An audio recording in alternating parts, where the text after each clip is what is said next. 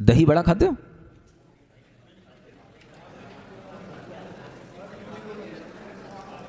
जानते तो सभी हो क्या होता है? दही और बड़ा होता है महाराज, और क्या होता है? बड़ा का मतलब किसका बना हुआ होता है वो? उड़द की दाल के वो बड़े बनते हैं। दही अलग होता है, बड़ा अलग होता है, लेकिन मजा दही और बड़ा खाने में आता है।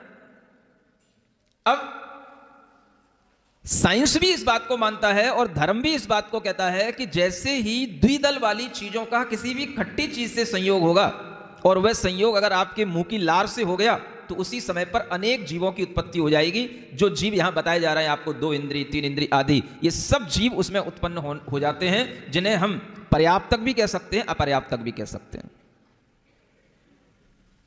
क्या होगा? जीव उत्पन्न हो गए, देखने में तो नहीं आए, देखने में नहीं आए लेकिन जानने में तो आ रहे हैं। देखने में क्या आता है? कुछ नहीं आता है। जितने भी यहां आपको पंचेंद्रिय अपर्याप्तक जीवों के बारे में बताया जा रहा है, कहीं देखने में आते हैं? लेकिन जानने में आ रहे हैं। जानने से ही विश्वास आएगा, तो हमारे अंदर यह बात भी आएगी कि देखना महत्वपूर्ण नहीं है, जानना महत्वपूर्ण है। जब वो जीव उत्पन्न होते हैं, ये कहा गया है, तो इसका मतलब है कि वह हमारे लार के संयोग से होंगे, और होंगे तो वो हमारे द्वारा ही मारे जाएंगे, हमारे ही मुंह से चर्बन होकर के मरेंगे।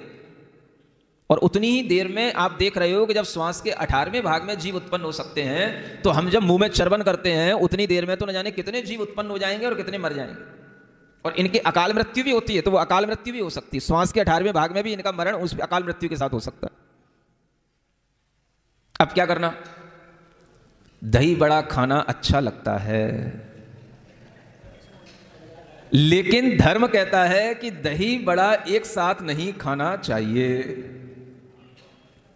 अब बताओ, धर्म हमें सुख देगा कि दुख देगा? कैसे सुख देगा भाई? अलग अलग खाने से सुख देगा। अलग अलग खाने से वो टेस्ट थोड़ी ना आएगा। अलग अलग खाने की तो मनाही है ही नहीं है। बड़ा अलग खाओ, अच्छा टेस्ट किसका आता है? उसमें थोड़ा सा खट्टेपन का टेस्ट आता है ना। अगर हम अपने मन को समझाएं कि बड़े में खट्टापन लाने के लिए हम थोड़ी सी इमली की चटनी डाल दें उसमें, वो क्या बोलते हो आप लोग, और भी कुछ होती है ना, आमचूर। हाँ, आमचूर की खट्टी चटनी डाल दो, इमली की खट्टी चटनी बना लो, कुछ और क्या होता है खट्टा, बोलो, कुछ नींबू का अर्क वगैरह डाल करके उसको खट्टा बना करके डाल के खा लो तो भी चल जाएगा। लेकिन उसे दही के साथ ही खाना है। अगर ये जिद बन गई आपकी, तो फिर आपके लिए कभी भी रसना इंद्री से विरक्ति नहीं हो सकती है। रसना इंद्री के विषय में आपकी आसक्ति रहेगी, तो भीतर से धर्म आपके अंदर रसना इंद्री के कारण से कभी आएगा नहीं। सुन रहे हो? धर्म का बाहरी स्वरूप क्या? महाराज बड़ा भी शुद्ध है, दही भी शुद्ध है, दही बड़ा दोनों शुद्ध हैं, दोनों खाने योग्य हैं। ये धर्म का बाहरी स्वरूप। और भीतरी स्वरूप क्या?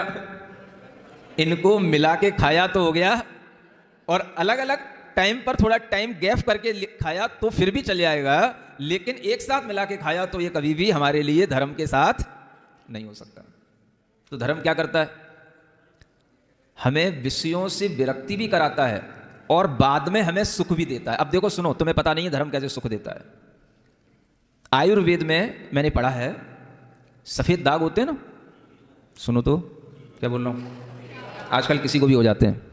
सफेद दाग होने का एक बहुत बड़ा कारण है ये द्विदल का सेवन करना। हमें पता नहीं होता है कि किस कारण से ये एकदम से चिट्टे चिट्टे से निकल आते हैं, दाग निकल आते हैं, लेकिन ये भोजन की ऐसी संयोजनाओं के कारण से होते हैं, जो अंदर जाकर के हमारे लिए भोजन जो वर्जित हैं उन भोजनों को हम करते हैं, और उनके ऐसे ये रिएक्शन होते हैं कि वो शरीर में अनेक तरह के, ये शरीर में जो दाग आदि बन जाते हैं उनके रूप में हमारे उभर के आ जाते हैं। अब सोचो, धर्म ने हमें दुख दिया कि सुख दिया?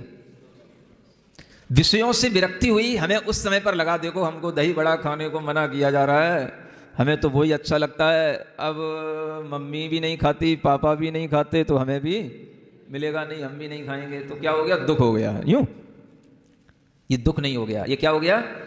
सुख। क्या हो गया? उससे होने वाले जो पेट के रोग हैं, स्किन के रोग हैं, वो भविष्य में नहीं होंगे। ये धर्म का सुख है।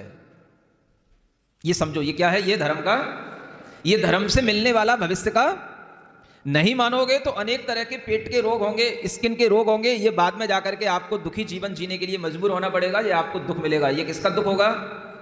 ये उसी अधर्म के कारण से मिलने वाला दुख होगा। इसलिए धर्म से सुख होता है, ये बात अगर आपके दिमाग में गहरी होगी तो आप इन चीजों से अपने आप बच जाओगे। भैया मानो तो बात, कम से कम सुख तो इसी से मिलेगा।